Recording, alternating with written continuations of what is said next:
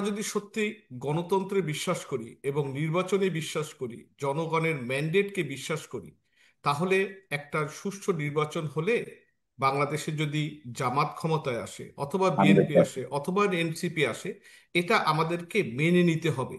সেটা হয়তো আমাদের আশার প্রতিস্ফুরণ হবে না। আমরা হয়তো ভাবছি যে আওয়ামী লীগের চেঞ্জ করে আমরা বিএনপি আনলাম, কি আমরা পেলাম, এই কোশ্চেন থেকে যাবে। কিন্তু এট দ্য সেম টাইমে আপনাকে বিশ্বাস করতে হবে যে আমরা একটা গণতান্ত্রিক দেশ চাই, যে দেশে জনগণ তার সরকারকে নির্বাচন করবে। সে যদি কিন্তু মনে করে, জনগণ যদি মনে করে যে এনসিপি না, আমরা জামাতকে ক্ষমতায় আনতে চাই, তাহলে অ্যাবসলিউটলি এটা ভাই। আমাদেরকে মেনে নিতে হবে ভাই। এটা যদি আমরা না মানি, তাহলে কিন্তু আমরা গোঁড়ায় এবং হিপোক্রেট হয়ে যাচ্ছি। আমরা একটা মানে স্বপ্নর পরে বেসিস করে বাংলাদেশের জনগণের মতের এগেনস্টে চলে যাচ্ছি। এটা কিন্তু কখনোই কাম্য না ভাই।